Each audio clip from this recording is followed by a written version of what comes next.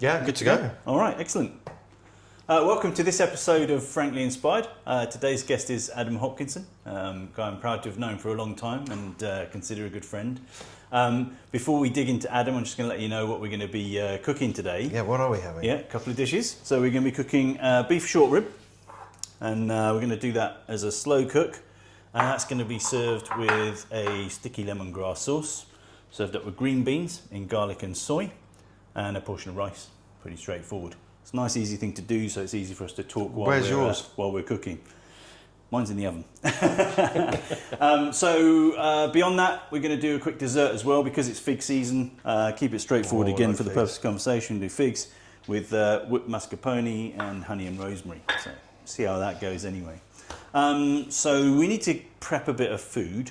If you don't mind prepping while you're talking. No, I'll do that. What I'd like you to do is just introduce yourself, tell us a bit about where you're working now, what you're doing, a bit about you.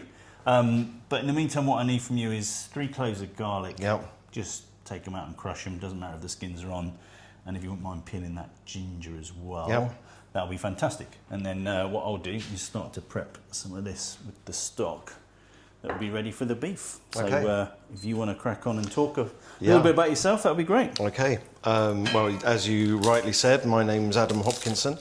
I am the founder and managing director of an advertising agency, a media advertising agency called Pashn.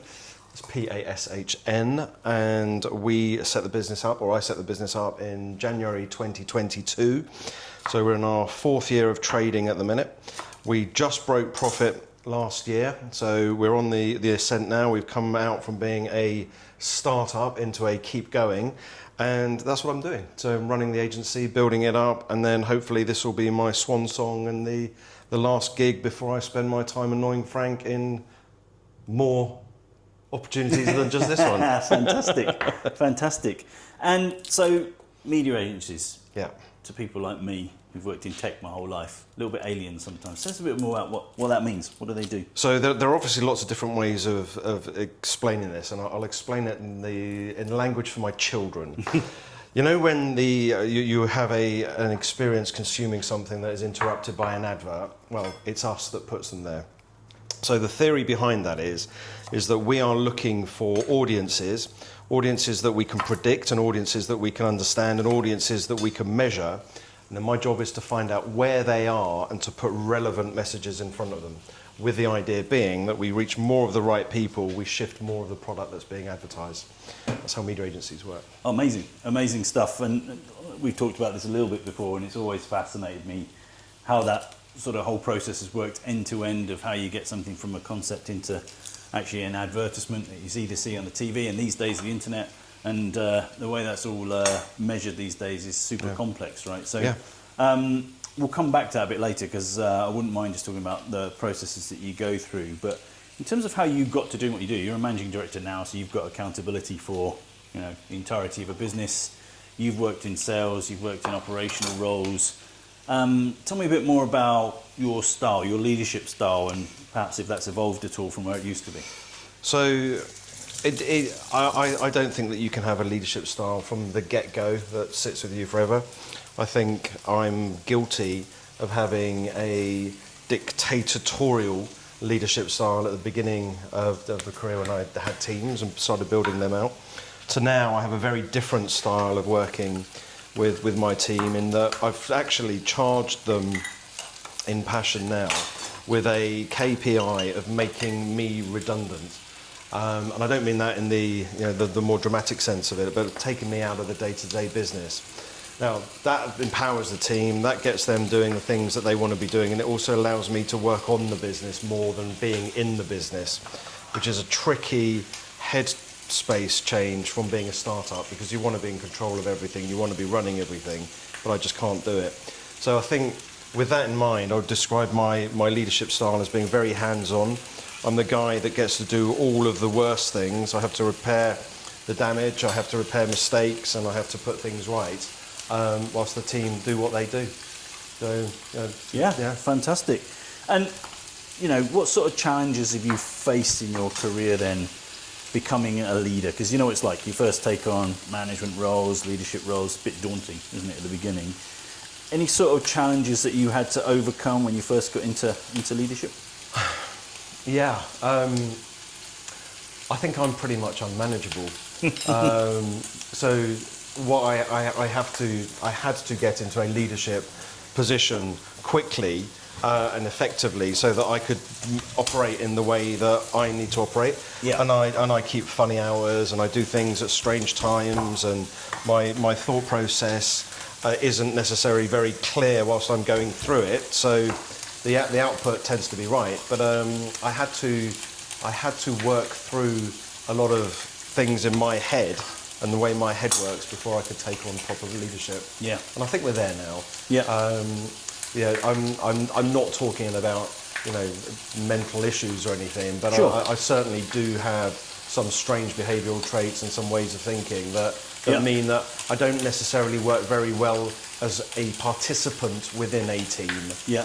And learning that and acknowledging that and dealing with that was probably pretty important. Right.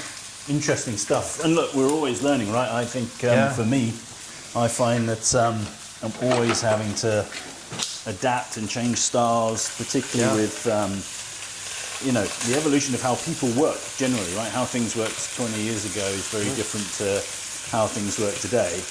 And sorry, I should use a tea towel here.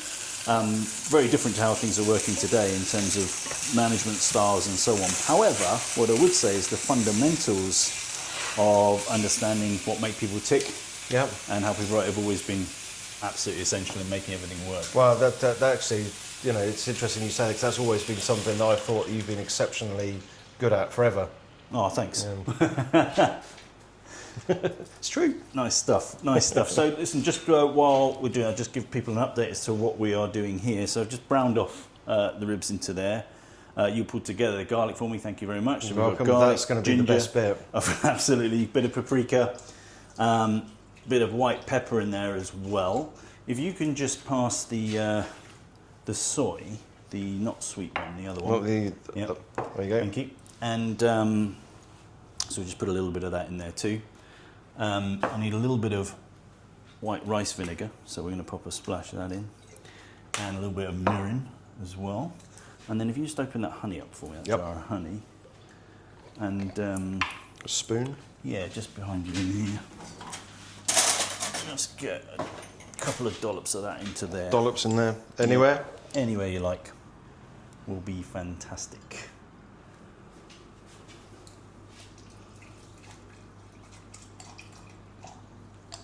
There you go. Thank you very much. Marvellous. All right, so we'll give that a little bit of a stir up, and we'll bring this back up to the boil. And once that gets up to the boil, this is a pretty straightforward process. This can basically go into an oven at around about 130 to 140 degrees. Low. And pretty low. And you can leave it to sit there for anywhere from 4 to 6 hours, depending on the size of the... So we're not eating that now then? No, I've got some I prepared earlier, which we'll do. Which won't be as nice as that one. No, this is going to be much better, of course, for good reason. Right, let me just get one of these. If you don't mind just opening that top oven for me. Yep. Thank you very much. We'll pop that in. We won't get onto the other one just yet. We'll close that up. Super.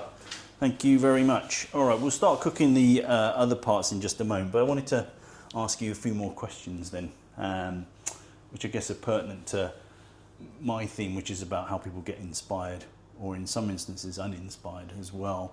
And we talked about your leadership style a little bit. How do you respond to other people's leadership styles? So where I'm coming from is, can you give me some examples perhaps of where you've had, for you, what's a great boss? Might not be great for everybody. What works for you and what hasn't worked for you in terms of leadership styles? Okay, they said that you prepped me with this question on the way over, and I've put some thought into it. And I think my answer may be a little convoluted and complex, but my favourite boss ever is the one that I learnt the least from, which kind of feels counter into my head. But my role at the time was I was commercial director of an advertising agency. So my job was to make sure that the deals that we had made money and that the agency was operating profitably. And that was my job. So go away and do that and make all this happen was my remit. And that worked absolutely brilliantly for me because it's clear, doesn't need interference by anybody else. The objectives are very easily set, and then I can go away and do it. So I was pretty much on my own doing that job with my team, but on my own running that team as a standalone business without anybody interfering in my day-to-day. So he was my best boss because he let me go and do that. Right. But I didn't learn anything from him. Okay. Because we didn't have any interaction. Interesting. We didn't need to. And on the flip side, what hasn't worked for you? So any kind of micromanagement, any kind of unnecessary detail, people who flex rather than understanding a overall strategy for the business just pisses me off. Yeah. When I get pissed off, I don't respond particularly well. Get you it. know, shut down and become even more isolated. So Yeah. you know, if I've been asked to do a job, I will always assume that I've been asked to do a job because there's a belief in my capability of doing that job. So I'm going to go and do that, and Gotcha. just leave me to it. Yeah. Yeah. I don't need hand holding. You Right. know, it's Now, was that always the case even early in your career? Because the reason I asked that, right, and it's interesting because I imagine you could have been a handful to manage, right? yeah. Absolutely. I certainly think I'm leadership unmanageable. perspective You know, it's because you know, one of the things that I really like to do, and so when I'm working with my clients and so on, is looking at leadership styles in terms of how they handle things in different situations. So there are, you may not have heard about it, but there's a guy years ago called Ken Blanchard. He did a thing called situational leadership, where he's focusing on the different styles that are required depending on where people were in their level of competence. So if you're highly competent, then you can be a bit more hands-off. You Yep. can just give a bit of direction. Obviously being careful not to abdicate your responsibilities completely, but you could do that. Whereas early in someone's career, they may need a bit more support. And it's Yep. not micromanagement per se, but they might need a little more hand-holding, so to speak, or more direction of how they're going to do stuff. Any thoughts on that? Have you always been in that place? I've always been in that Opening place. things? It's interesting. I think I'm stubborn and I'm quick, and I'm very, very quick to lock on to a solution. Yeah. So even junior in the career and green and big-eyed and not really knowing what's going on, if I figure out a way of doing something, then to me that makes sense as that being the right way. So then it became very frustrating for people that were trying to lead me into behaving or delivering something when I've already in my makeup decided that you're wrong. It's interesting, right? But it manifests in different ways for different people. I know for me personally, I've never liked being micromanaged either. I think mine was subtly different in that I always wanted to learn. I was always striving to learn. Mine was less around micromanagement. I was more around impatience. I was super impatient to make progress. So for me, it was like, you told me once, I get it, I can get on with it. Yeah. Now I've proven it, I've done it. Give me the promotion, give me to the next thing. And I was super impatient, probably looking back somewhat arrogantly as a youngster in the thing. But also that was part of my motivation to progress a career quickly. So what do you think? How did you handle that? Was that more about not wanting to be managed, or was it impatience? So there is impatience in that, certainly. I think if one thing I could go back, there are probably a couple of things if I thought about it that I would change, but I think I would lean into my impatience more. I don't think I pushed for promotions as quickly as I should have done. I drifted for a very long time. I made it so that I had my role and I was good at it, and I could come and go as I pleased, and it was very comfortable. And I could probably have benefited from being a little bit more uncomfortable. Right. So leaning into that, the impatience. So rather than having the impatience of getting the task done, which I always have, and I can't get rid of that, I could have been a little bit more hard on myself, Gotcha. Push me further. Yeah, makes perfect sense. Perfect sense. Well, pause for a minute. I'm going to get you to do a bit more work if you can. Okay. And just preparation As long as for the it's quick. sauce. Chilies, pick anyone you want. Okay, as the long one as that it's red. which one's going to hurt my eyes the most? Remember to wash your hands afterwards. So I need one of those done. I need you to smash some of this lemongrass up with the back of the knife, and then take the outer coating off and chop it into as fine as you can. That'll do for now. I know it's difficult for you to do too many things, so I'll need you to crack on with that. Breathing, talking and cutting. So if you can just start prepping that. The sauce we're going to prep, we've got a jug here. As you start to chop that up, I'll get you to put some sauces into there in just a moment. I'm going to get a pan and start to prep for the green beans. Okay. I'm trying to love right now. From extremely delicious. All right, cool. So thank you for talking about the bosses and so forth. Now, one of the things that I find very important for business is selling. Yep. And to me, and forgive me all you CFOs out there that don't necessarily agree, because you think salespeople are expensive, but I think everybody's job is to sell in a business. And if we don't have that kind of focus, it's very difficult for a business to grow. What I'd be interested in hearing from you is, what's the approach to selling in your industry? Because it's slightly different in lots of other industries. I know in my tech space, you've got everything which could be commoditized work, which you're selling hard and fast, very product-based selling. Yep. We've also got very complex services that require much more consultative-led selling and take a long time to get done. What's it like in the media world? Well, in the advertising world, it may well be structured in the same way as other industries are, but it's a really interesting setup in that the media industry runs between media agencies and media owners being publishers and TV stations, etc. They have sales teams who go out to talk to media agencies in terms of presenting ideas and solutions for the clients, and then the media agencies take those to the clients, and then somewhere along the line a deal is done.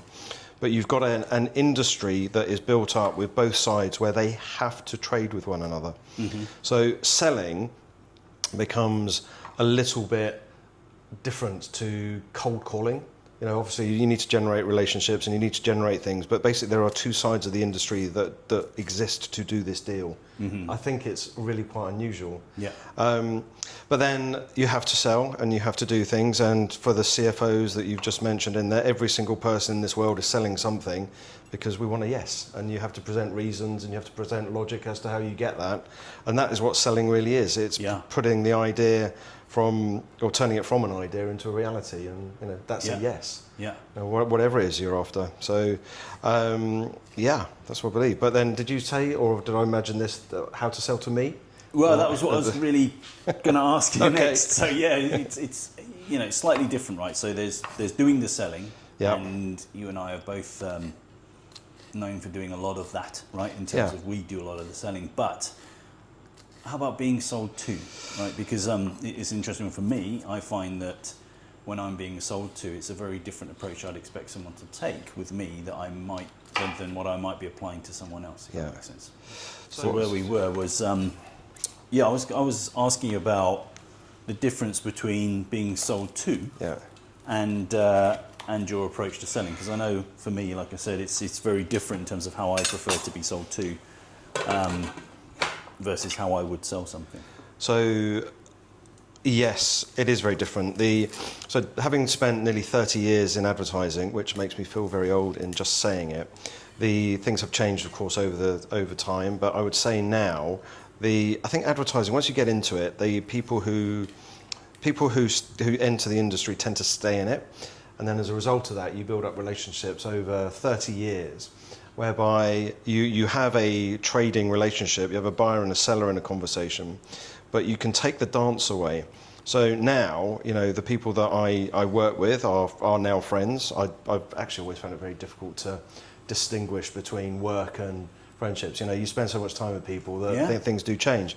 So you get into a position whereby the conversation changes from what do I want for me to very quickly, like, what do we both need to happen to make this work? Yeah. And that change from want to need is now reflected in the way to sell to me. Is let's come on, just tell me what you need. Yeah. Tell me what we can do. How's this going to make our client change somebody's behaviour or change shift some product or whatever it might be? Just get to that bit really quickly. Yeah.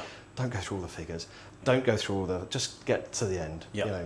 So selling to me, I suppose, with impatient and and fixing it on the solution very quickly. But that totally works for me. Right. What do you need? Tell me, and then we'll start with that bit rather than the other way around. Fascinating. But look, it just shows how important it is to get to know the person you're trying to sell to. Absolutely right. Because this is one of the things that I've talked through with a lot of people is the approach you take. It's not just like there's one methodology you follow. Of course, there are methodologies, and you want to know who's going to be the economic buying influence and all this kind of stuff. Who's got the money and who's influencing. of course that's important, but unless you know the individuals themselves, Yeah. how they like to be sold to, it's Absolutely very right. difficult It's to a really do it. personal thing because you're playing into people's emotions, Yeah. and you know, to trigger them is going to be different for everybody. I would say one thing though, I think that you can turn from a slam dunk deal with me into absolutely no way ever are we doing this, Right. by not taking yes for an answer. So as soon as the you know you've done the deal verbally, so can we do this? Yes. Right. Now stop selling. Yeah. Now just leave it there, because when you go overboard, all that dynamic changes. That, well, okay, what's going on here? You know, it doesn't look like it's the deal that we were discussing. Interesting. Yeah. Yeah, very good. Very good. All right, well, back to cooking for a Oh, moment. great. Let's, Okay, let's well, now I'll rub these in this my here. eyes. Yeah, if you want to give your hands a rinse, please Yeah, do. better had. Tap just there. There'll be a towel. You can do that. In the meantime, I'll just take this station on. Just going to shred this into make a mess.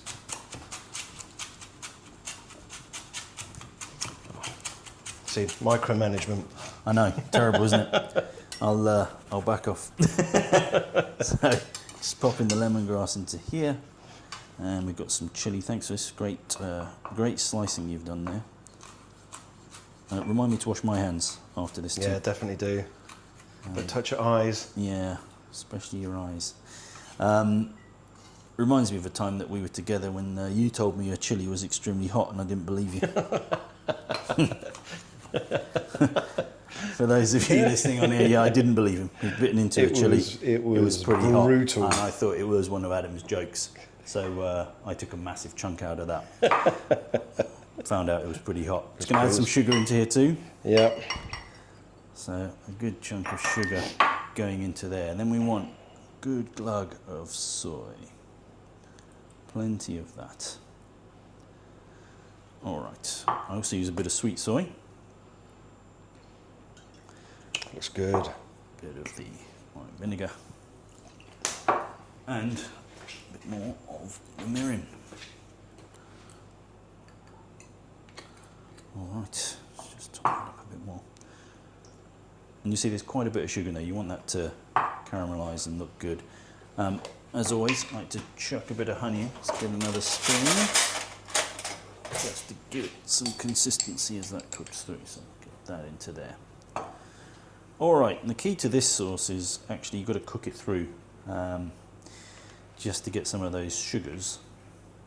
You want them melted. Yeah, get them melted into there. All right, we'll give that a tidy up in just a moment. All right, we can take those off the heat for now. All right, I'll get a small pan here. Heat up. So we'll put that on, get that warmed up, and then when that's warmed up, you chuck that into there. Yeah. Which it doesn't So splash. I've never seen one of these induction far. heaters. How do I know when that's warmed up? Just put your hand over it and you'll Okay, feel. I It's suppose pretty the- quick. the old-fashioned So, way. yeah, old-fashioned Ow, way. So it'll ow, take a ow. while. Yeah, exactly. Be a bit cautious with that. So the beans have got to a point now. I put a bit of water in there. They've steamed themselves Nice. through there. We're going to switch that into a gentle fry in just a moment. I do need a couple of bits of garlic because it tends to make this taste pretty good. Just get one of these little crushers. I'm going to be lazy, not peel them. Not peeling. We'll just we've not used that one. We'll get another one that hasn't been on the floor. Do that.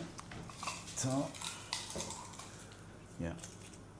And what I'll do, just because I am a bit lazy on that, is I'm just going to squish that straight through, and it looks just fine.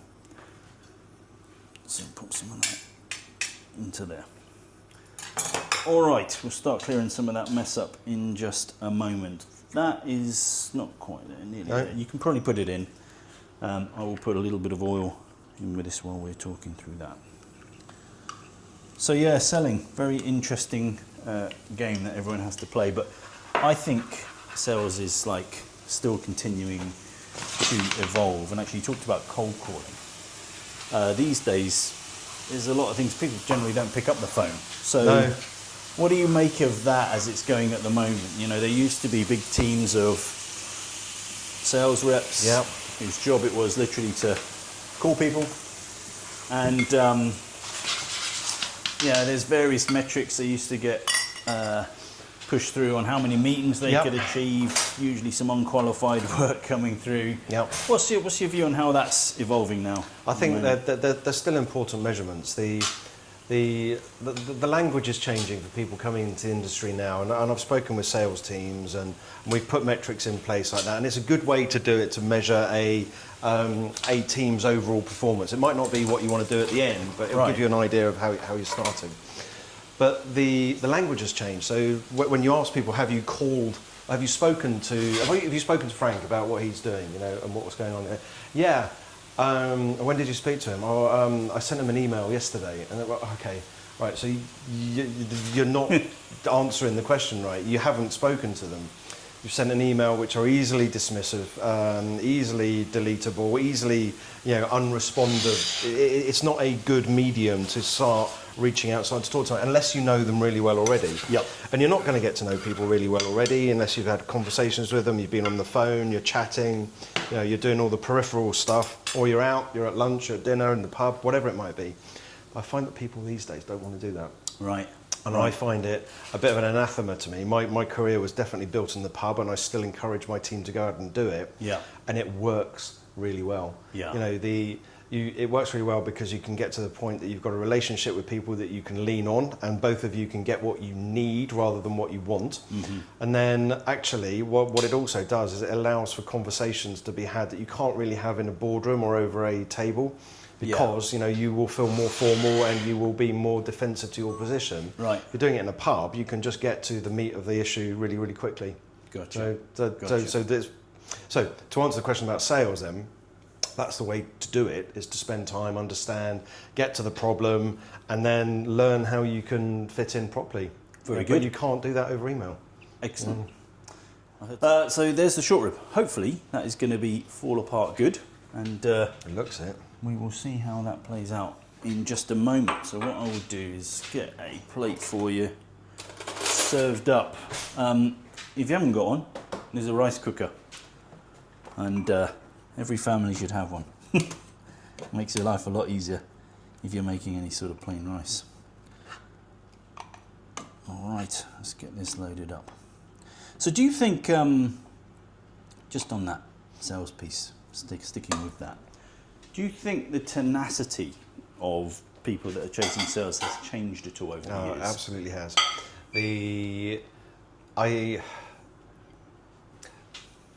The short answer is yes. The longer answer is yes. I noticed it recently. I felt that for the first time in a very long time, somebody was countering argument after argument in a conversation about why we should do something. Right. And I really enjoyed it, and I've really missed it. It feels like it's a skill that's disappeared, and I think it's probably a skill that's kind of left a bit due to COVID. Yeah. Locking people down, keeping people at home, changing the behaviours, people working from home more. It means that there's lots less longer conversations that can be had in a face-to-face environment, and it feels like that may have been a trigger to that disappearing a bit. Right. The tenacity, I love it. You want to work with people that want to work with you, so that hunger excites me. Gets it all going more. So yeah, be tenacious. All right, very good. Oh, thank you for helping with the main course. What we've got here is your beef short rib. My beef short rib. Yep, Thank you very much. You might want to just pop it over there and have a quick bite. I will. And I'll let you taste it. Okay, and thank we'll see if it's any good.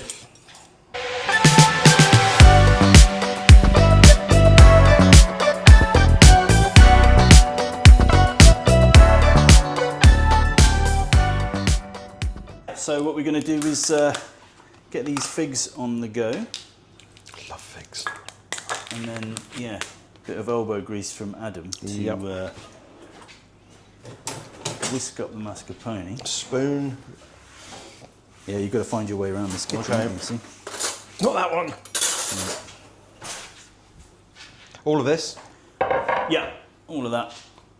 You may as well. And I'll get you some honey. That's probably a bit easier to add into there when you whisk it. Very nice. So next topic. is one of the moment. AI. AI. Something I'm pretty close to and do a lot of work around. AI. We hear about it a lot, right? Yep. So loads going on in the world right now. Things changing, lots of automation, lots of scaremongering out there too about everyone's going to lose their jobs and so on. Probably not as bad as all of that. But in your industry, what's your observation of AI? Where's it got to now? Does it help at all? And where do you think it's going to go in the future? So I don't have a technical opinion on here. I can only talk about the way that we use things. And, Yeah. But my frustration is I feel that we characterise or describe AI wrong. Artificial intelligence, whatever that means, I think gets confusing and gets confused by lots of people. So for me, I use ChatGPT, as probably everybody does, as their standard entry-level point into AI. Sure. But I use it as a more refined version of Google. Yeah. So it comes along and I have a query, I ask ChatGPT, not only do I get one single response with references and in context, Yeah. but it knows me and it knows what I'm thinking about and it knows what I want to do. But that's not intelligence to me, that's just an assistant. That's something that's using my cue to go and deliver on something. It's not generating anything of its own, Right. unless I'm just completely wrong.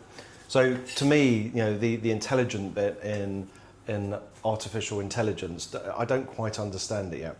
But it's coming into our industry, and it's going to make a lot of changes. We're already seeing now that just about every Teams meeting that we have to do Teams meetings every once in a while, even though I don't want to. There is a chatbot on both sides of the thing. Sorry, not a chatbot. There is an AI team member in there that's taking notes and recording it. Yep. Now that's interesting and that's useful to go back and not make notes in a call and actually be more present in the call is a good thing to do. But we're working with a now more sophisticated AI tool called Kaizen within those things, and what we use that for is to drive the sentiment of what both parties were feeling during the call. Because I find that on Teams it's very difficult to read body language and take social cues from other people, and you don't really necessarily know. But this tool that we use will then give us a score at the end of it about how happy they feel that, or it feels our client is in that situation. And that to me is really good, and that's really interesting. And that is doing something intelligent. It's fielding the information that it is given, which is a conversation, and then looking to see what it understands from that. Right. So that I really like. Yeah. And it's really useful for us. It gives us some early doors. If there's an issue with a client, we can start seeing it before it's flagged and start addressing it. And so look, we feel that there might be an issue here. Can we talk about it? Well, yes. Once it's then out in the open, it becomes not so difficult to deal with. So, yeah. So I'm interested in it, but we've been using it forever. AI in its maybe slightly more basic form is Google. It's predictive text on your phone. It's not something that I feel is entirely new, but the conversation and the volume of conversations about it is. It will come in. It will change things. Certainly for my industry. My part of the advertising industry is about making connections between audiences and brands. You can get something to understand the audiences really quickly and where they are and what they're doing. What you won't be able to do very quickly is get AI to write emotional copy for advertising. We've seen it happening before. The engines come up with things that are completely uninspirational, and they will do for a long time, because it's not based upon the interesting piece of research. It's not based on the kernel that resonates with other people. You will see a change in efficiency in advertising. So you may even notice it now that certain ads that you see, particularly online, may have different text or different colours, and you'd get served Times New Roman, or I may get Comic Sans or whatever. Yeah. Whatever you respond better to, but there are engines that are being built behind that ad being served to you that know that you're going to respond to that font better than I will. Right. And that's really clever. Yeah. So yes, it's coming. It's going to be interesting. Will it lose some jobs? Yes. I don't think that there will be a net loss, though. I think that as AI is adopted as a new tool within any industry, you're going to need people to understand how to get the best out of that tool and how to be masters of it. So definitely, you'll just change roles. Yeah, I think for the short term, and certainly with my engagement with it, that we use the term human in the loop. Human where in the it's loop. important to have a human in the loop, Yeah. right? And whether that's for governance purposes, compliance purposes, or just reassuring someone if they're going to use something, whether it's a tool or an application or something that is based on AI. A lot of people today have a bit more comfort with the fact that there is a human in the Well, there loop. has to be. You talk about selling earlier on, and now with AI, people buy people, and that will always be the case. If it was just spreadsheets, then all of the industry, all of the ceremony around things would be completely stripped out. It Right. would just be robots transacting, but that's not how it works. Yeah. You need a human on either side to interact. Sure thing. And what about kids in the future? I mean, you've got kids. What do you think is, this is obviously just guessing, but what do you think is going to be the impact when they're at a place in a few years where they're going out to work, and is the environment going to be different? What do you think? Environment's going to be massively different. There are jobs now that people are making obscene amounts of money in that didn't exist when we went through JigCow and Challengers in 1989. Yeah. YouTubers, for example, influencers. None of this really existed. Obviously, you had celebrities and had celebrity endorsement and stuff, but it's different now. So the kids have got a richer field to be picking on. What I also think is that the AI in particular will be a tool that is native to the generation that is coming up now. And it's not native to us, which is why I'm probably a bit of a laggard. We have the tools that we use, we select them, I like using them, but I can imagine that there will be teams built and managed by an individual person where everybody in that team, or every entity within that team, is actually an AI tool. Right. Incredible. Yeah. Yeah. And that's going to be different. People always think that as you get on in your career, you want to manage people, but I don't. Sure. You want different outcomes, different processes. Yeah, and yeah. If you can take the people out of that, then I think that will be something that will change, and then the effect of that will be that the output of that person will be like phenomenally different to anybody in a role like that now. Yeah. Very good. Interesting stuff. I mean, all I can say about it is things are moving at such a pace that it's so hard to predict what's going to happen next. I mean, the pace is exponential right now. Well, what is it? Was it Justin Trudeau said that things have never moved this fast before and will never move this slow again? Right. Yeah. Probably true. So yeah, it's going to be interesting times ahead. Speaking of multitasking, which you're good at, I'm going to allow you to get on with whipping that while I start to chop a few figs. I'm just going to take the tops off these figs and then we'll twiddle. Am I looking for a particular consistency or something? Just whip it up as much as you can to get it fluffy, so to speak. I wouldn't say with full peaks, but small peaks, so to speak. Small peaks, okay. If that makes any sense. It's not an egg, right? Yeah, well,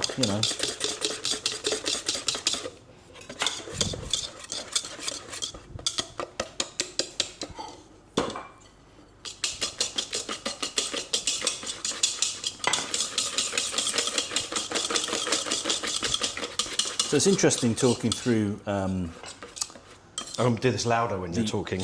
AI piece, with kids today. It's interesting that they're probably not, certainly from my experience, really thinking about it that much. It's just kind of embedded into what they do. Yeah. Right. Whereas for us, this is all new and different stuff that everyone seems to be worrying about, rightly or wrongly. I don't know. I think that our generation are worrying about it much. I agree. I think our generation are worrying about it much more than the kids of today, for a couple of reasons. That the kids of today are going to be native to it, so it's going to be something that they grow up with and understand. Also, we are coming towards the end of our careers, and there is a potential threat that everything could change very, very quickly. Yeah, and right. that is a cause for concern. I mean, I'm not overly worried about it, but I can imagine that would be why it's at front of mind for a lot of people in our peer group. Yeah, lots of stuff changing. I think the accessibility of jobs for everybody, right, is going to change somewhat, depending on what they're doing, whether it's more hands-on, physical labour and so forth, don't know. There is still going to be a requirement, as I said, for people to be engaged in doing something. I can't imagine a world where people just aren't doing anything anymore. But Well, no, there won't be, because otherwise we would never have been through this cycle of capitalism. It would have been, if the easiest and the right thing to do to manage society would be without money and jobs and working, then we would have done that at the very beginning. right, very true, very true. Right, let's pop some of this on here. And, Okay, is that looks peaky, good. That looks peaky enough? good. If you want to just grab a spoon, and I'll just put a tiny bit of honey through this, so you can do one last whisk, just to sweeten that up a little bit. And you do like your honey, don't you? I do. For today, anyway.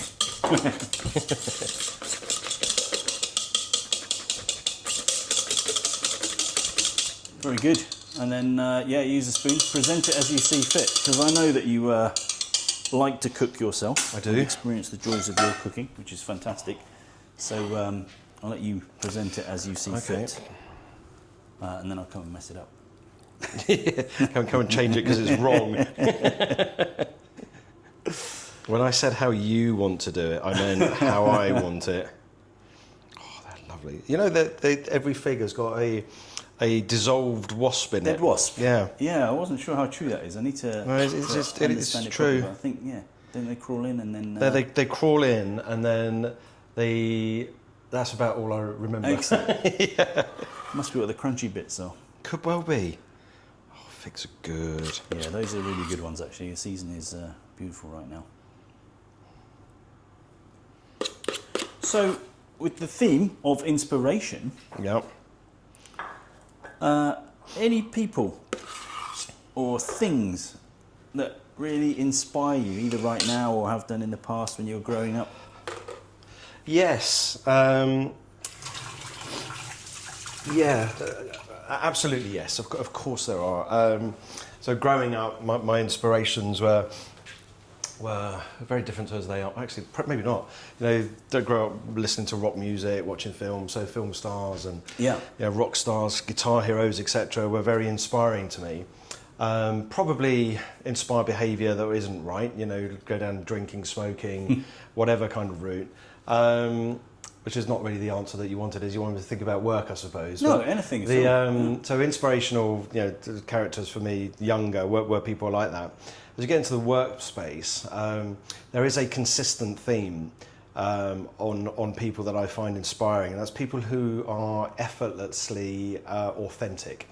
So I think I do believe that a massive source of stress in people is behaving in a manner at work that is counter to your personal beliefs, attitude, whatever. So that creates tension, that creates stress. That means you're not necessarily sure exactly how you're due to respond. Mm-hmm. So those people who can do both of them and be consistent across the two of them, I find really natural, lovely, awesome people to be around, and I find that really inspiring. Yeah. So that, and then people who, actually I suppose the counter of this is that people who are true to their beliefs.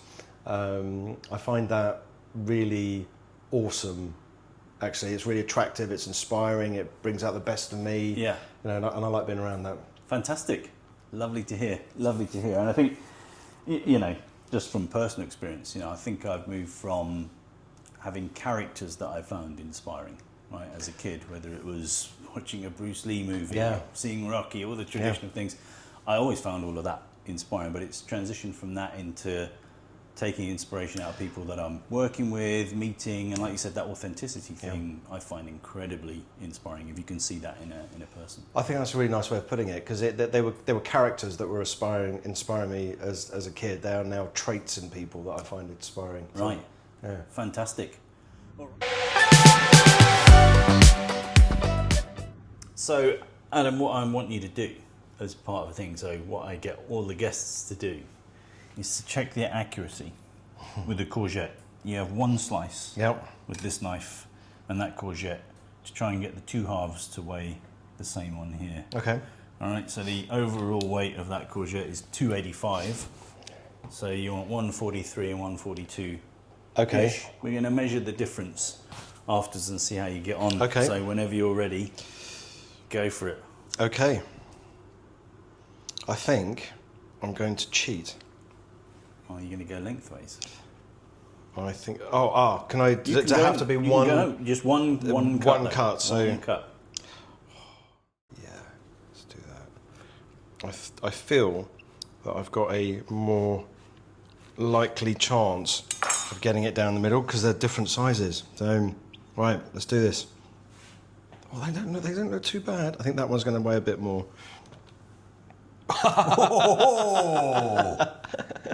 144 and 141, I think. What? Oh, 141. I'm winning. That's pretty bloody good, I've got to say. Wow, incredible. There you Good go. job. Thank Good you. job. All right, well, we'll have some of that later. I'll look forward to the trophy. So one other topic then before we close out. We touched on it briefly, but about learning, right? and how you've learned over the years. We talked a little bit about learning about leadership, but generally in learning, how's that evolved from being a child, teenager, early adulthood into now, in terms of your approach to learning?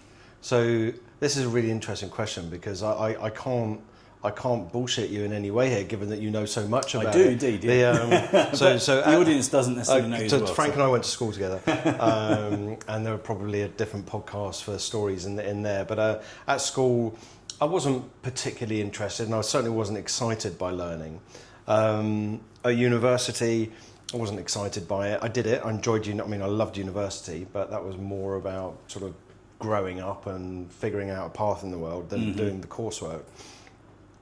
It took me probably 10 years into my career to start really taking it seriously. Yeah. I still wasn't, on full gear. I was just coasting, as I mentioned before. And then I think I can probably say that it was in my mid-40s where I just suddenly, almost out of nowhere, had a real hunger to learn. And to learn as much as I could, to read. I mean, my YouTube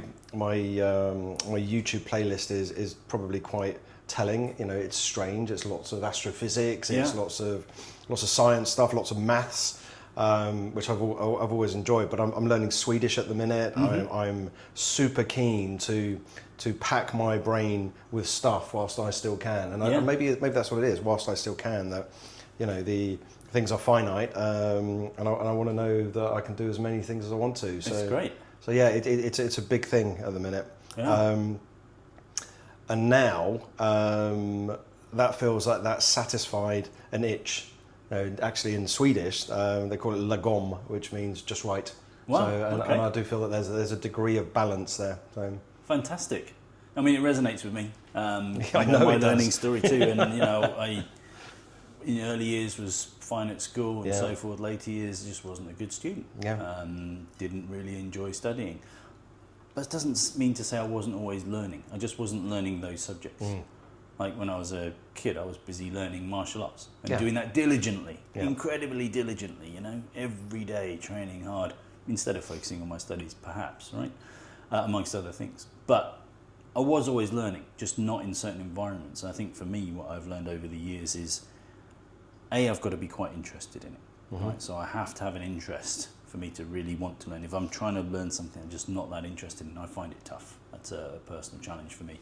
Other people I see them, they're able to knuckle down, they can do an MBA, they take all the exams, they pass with flying colours. Interested or not, they have that capability. But for me, it's very much around interest. Oh, absolutely, 100% the same. Yeah, fantastic. And, learning languages too, Swedish is great. Yeah. So, I'm doing Italian. And trying to learn that at the moment seems to be taking forever, but I'm getting a little bit better. You get a little bit every day. But yeah, all fantastic stuff. I'm reading now more than ever, like yourself, listening to more podcasts, which I think are great. They help people like me. Just I'm a much more audible person, I think, in that kind of context. Also visual as well. I like to watch things and learn from that way. But everyone has different styles, right? I'm not a perfect classroom student, but other ways really good for me. And I think the other thing for me now is I'm learning more and I'm always learning, but I also feel that need to sort of, without sounding too woolly about, but give it back to a degree, right? So, as you know, I do a lot of coaching, and I get a lot of fulfillment out of being able to help people along. And it's not so much about teaching at all, coaching, right? As you know, but you can help people. And whether that's through guiding, whether it's through steering, whether it's imparting knowledge, whether it's finding out what people are really trying to do that motivates them, all of those things come into play. And I find that a much more enjoyable way of sharing learning, so to speak. Yeah, absolutely agree. It's a lovely way of putting it, and you made me think. You made me think about me again. So in my team, my business, as I said, the role is to make me redundant and keep me out of the team. So that then I become a consultant when I'm needed, and that's great because then I always feel that people are coming to me when they want to learn something, and that's really nice. I think it's tremendous, and having the confidence to do that as well comes with a bit of maturity as well. I've seen a lot of people that just never mature into that state. It's not about an age thing; they just never mature into that state. I've seen leaders that their whole ethos about driving the business is all about them, and they've got to be right all the time. They're not really there to be servants of their people. They're all about I'm the boss and that kind of thing, and they find it very difficult to admit when they've made mistakes, etc. And that, people get stuck in that trap. I love to help people out of that. Yeah. Right, it's a really interesting thing to do, but in fact, you've done that by yourself anyway. Well, I look at it the other way around. The business is all about the people who are in the business. That's why you call it a company, right? It's about the people. And if we take care of them and we empower them and we let that team do what it needs to do, my job actually becomes making them able to do it, taking all the blockers out of the way and enabling that business to thrive. And I like it. You look at it that way around. It's not about me, it's them. Yeah. Amazing. All right. Super. Well, as always, thank you so much, Adam. Welcome. Really appreciate the discussion and some of that content.